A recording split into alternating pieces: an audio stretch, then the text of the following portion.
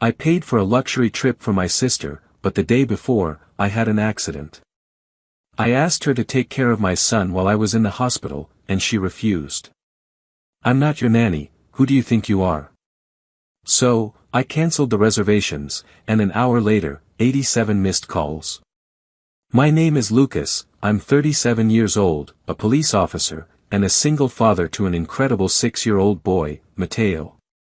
My life isn't easy, but I've always believed that effort and family come first, although sometimes family doesn't reciprocate in the same way. This is the story of how I learned the hard way that being generous doesn't always bring you gratitude, but it does teach you who is truly with you. It all started a few months ago when I decided to give a special gift to my younger sister, Paula. She is 29 years old. She has always been the baby of the family, the one everyone spoiled, the one who always seemed to get away with any problem. I, on the other hand, was always the responsible one, the one who bore the consequences for everyone. Since we were kids, I was the one who sorted out her messes when she got into trouble at school, when she needed money to get out of debt, when her relationships failed and she needed a shoulder to cry on. I was always there, not because I wanted a medal, but because I believed that's what a big brother does. Paula was never one to be grateful. She always had this attitude that everything you did for her was the least she deserved. Sometimes she would joke that I was her personal ATM, and although she said it with a smile, over time those words started to weigh on me. But I kept helping her. I paid her debts, lent her my car when hers broke down, and watched her kids when she needed a break. All this while raising Mateo alone after his mother left us when he was barely 2 years old. This year, however, I wanted to do something different. I wanted to show Paula that, despite everything, I loved and trusted her. Her birthday was approaching, and I thought a big gift, something she would never forget, might bring us closer. I decided to give her a luxury trip, a week at an all-inclusive resort, with flights, hotel, excursions, all paid for. This meant a huge sacrifice for me. As a police officer, my salary isn't exactly a fortune, and raising a child alone doesn't leave much room for luxuries. But I saved for months, cut back on expenses, and worked extra shifts.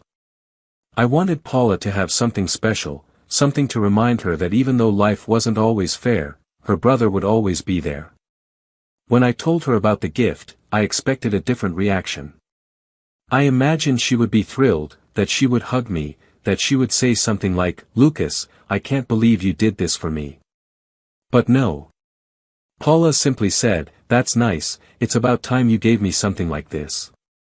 Not a thank you, not a sign of appreciation, just that sentence, as if I were obligated to give her something so grand. I felt a knot in my stomach, but I let it go. I thought that maybe when she was on the trip, she would realize how much it meant. I organized everything carefully. I booked the flights, the hotel, the excursions.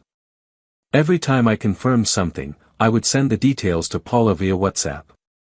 She would reply with palm tree emojis or a simple, "Okay, cool." She never asked how much it cost me, how long it took me to plan it, nothing. But I kept going, convinced that this gesture would change something between us. The day before Paula was supposed to leave, everything came crashing down. I was in my patrol car, finishing a night shift when a drunk driver ran a stop sign and crashed into me. The impact was brutal. I felt the world spin, glass shattering, metal crunching. When I opened my eyes, I was in an ambulance with a pain that shot through my body. In the hospital, they diagnosed me with several fractures, 2 broken ribs, and a leg that would require surgery. I couldn't move, I couldn't work, I couldn't take care of Mateo. Mateo, my little boy, was the only thing I could think about. I had no one else. My parents live far away, and although they have always favored Paula, they are not in a condition to care for a 6-year-old child. My friends also have their own lives, and I didn't want to impose. The only person who could help me was Paula. She was in town, she wasn't working those days, and I had done so much for her. I thought that for once, she could return the favor. From my hospital bed, with an 4 in my arm and a pain that barely let me speak, I called her. She answered on the third try with that carefree voice she always uses. Paula, I'm in the hospital, I said, trying to sound calm, though the pain made me clench my teeth. I had an accident. I need you to do me a huge favor. Can you pick up my son from school and take care of him for a few days? Just until I get through this. Silence. Then an annoyed sigh. Me, take care of your son, she said, as if I had asked her to climb a mountain.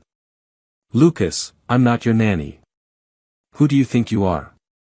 I have my own life, I have plans. Besides, I'm leaving on my trip tomorrow. Or did you forget? I was frozen. I couldn't believe what I was hearing. Plans. The trip that I had paid for. That was more important than helping me when I was lying in a hospital bed. I tried to reason with her. Paula, please. I have no one else. It's just for a few days. Mateo loves you. He won't be any trouble. Oh, Lucas, don't start with your drama, she replied sharply. Find someone else. I can't cancel my life for you. And she hung up. I stared at my phone, the screen blurry from pain and rage. I felt something inside me break, not from the accident, but from what had just happened. For years, I had given everything for Paula, my time, my money, my support, and now, when I needed her most, she left me alone. It wasn't just the physical pain, it was the weight of realizing that my sister, whom I loved so much, wouldn't lift a finger for me or my son.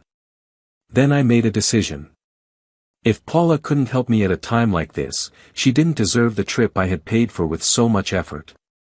So, I went into the airline and hotel apps. I canceled everything, the flights, the resort reservation, the excursions. Each click pained me, not because of the money, but because of what it meant. I was cutting off more than just a trip. I was cutting off the illusion that my sister would one day value what I did for her. An hour later, my phone started vibrating non-stop. First a message, then another, then calls. I didn't answer. I couldn't. I was too hurt, physically and emotionally. When I checked, I had 87 missed calls, all from Paula. The messages were a mix of pleas, tears, and reproaches. Lucas, how could you do this to me? It was my dream. You can't be so cruel. Even my parents got involved, sending me messages saying I was being unfair, that Paula deserved that trip, that I should understand her. But I couldn't take it anymore. For the first time in a long time, I saw clearly. I saw how my family had used me for years, how I had been everyone's emotional bank, how I had always given without expecting anything, and how, in the end, that had left me alone. From my hospital bed, with Mateo in my heart and a pain that wouldn't go away, I decided that this had to change. I started writing in a notebook a nurse gave me. It wasn't for revenge or to humiliate anyone, it was for me. To understand. I wrote down all the money I had lent Paula that she never paid back, the times I watched her kids without receiving a single thank you, the expenses I covered for the family, the empty promises of gratitude. Every word I wrote made me feel lighter, as if I were releasing a weight I had carried for years. On the third day in the hospital, Paula showed up. She entered the room with a swollen face, as if she had been crying all night. She was holding a plastic bag with a bottle of water and some cookies, as if that would fix anything. She stood near the door, not daring to get too close. Lucas, I'm sorry, she said in a low voice. I didn't know you were so badly hurt. I thought. I don't know, that someone else would take care of Mateo. I wasn't prepared. I looked at her from my bed, my arm in a cast and my body still aching. I didn't feel anger, just a strange calm. It was as if after years of carrying her excuses, I finally saw them for what they were, empty words. Paula, I said calmly. I paid for that trip with months of work. Overtime, savings, sacrifices. I did it because I thought you were my family, that you would be there when I needed you. But you weren't. Not for one day. She tried to interrupt me, but I raised my hand. I didn't want any more excuses. Don't tell me you didn't know, because you did. I told you I was in the hospital, that I needed help with my son, and you hung up on me. You told me you weren't my nanny. Do you know how much that hurt? Not for me, but for Matteo, my son, who has no one else, who trusts me for everything. Paula started to cry, but this time, it didn't move me. I had seen those tears before, whenever she needed something, whenever she wanted to get her way. But now it was different. I was different. I'm not going to pay for your gratitude anymore, I continued. I'm not going to keep being the one who gives everything while you give nothing. If you want us to be family, start acting like it. But don't expect me to do everything for you. She stood there in silence, looking at the floor. I don't know if she understood what I said or if she was just looking for another way to manipulate the situation, but I didn't care. For the first time, I wasn't waiting for her approval. I didn't need her to agree with me. I just needed to say it, to put it into words so it would be clear for me and for her. When she left, I felt a relief I can't explain. It was as if I had released a chain that had bound me for years. It wasn't just Paula, it was the entire dynamic of my family. I had always been the strong one, the fixer, the one who carried everything. But who was there for me? No one. Not my parents, not my sister, not the aunts or cousins who always showed up when they needed something. And although it hurt to accept it, it was also liberating, because now I knew that I depended on myself, and that was enough.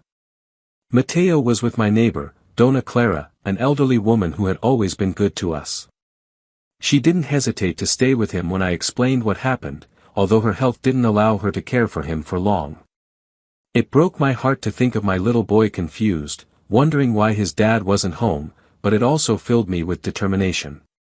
If no one else was going to be there for us, I had to be enough. I always had been, but now I understood it in a different way. The following days were a whirlwind. The doctors told me I would be in recovery for a few more weeks, but I could go home soon if everything went well.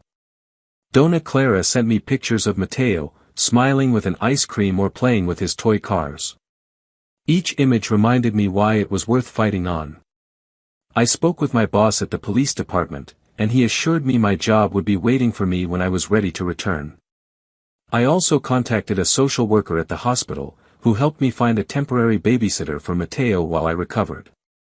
But the most important thing was what happened inside me. I started making small but firm changes. I took Paula off the automatic payments I had in my bank account.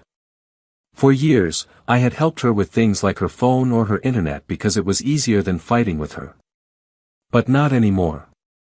I also reviewed our family account, the one we used for shared expenses like Christmas dinners or my parents' gifts. I removed her name.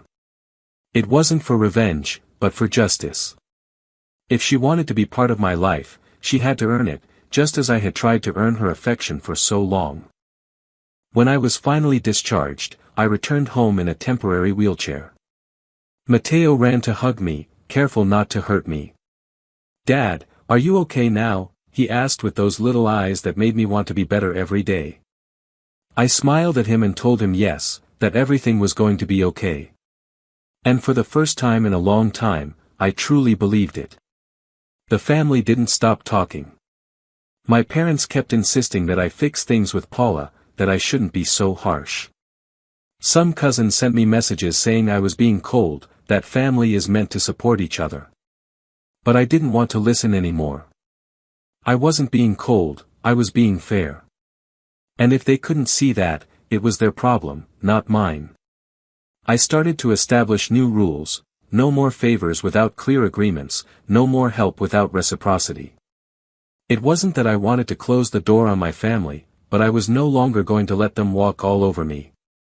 My energy, my time, my love were for Matteo and for me. And if anyone wanted to be part of that, they would have to prove it not just with words, but with actions. Update 1. 3 months have passed since I left the hospital, and my life feels like a new canvas, one that I'm painting carefully but decisively. The fractures have healed, though I still feel a dull ache in my leg when the weather changes. But the real change isn't in my body, but in my way of seeing the world. For the first time in a long time, I feel like I'm living for myself and for Matteo, not to meet the expectations of a family that never knew how to value me. Paula didn't show up in person again after that hospital visit. Her messages kept coming, but they were less frequent. At first, they were pleas or reproaches. "Lucas, don't be like this. We're family, you can't cut me off over one mistake." Then they shifted to attempts to justify her actions. I was stressed. I wasn't thinking clearly. Finally, silence. I guess she realized I wasn't going to give in this time, or maybe she just got tired of trying. I don't know, and honestly, I don't care that much anymore. My parents were another story. They kept insisting that we talk as a family, as if everything could be solved with a meal and some empty apologies. One night, they video called me. My mom, in her usual tone, started saying that I was being too harsh, that Paula was devastated about the trip, that I should be the mature one and take the first step. My dad, quieter, just nodded and said, "Lucas, you've always been the one to fix everything. Don't let this divide the family."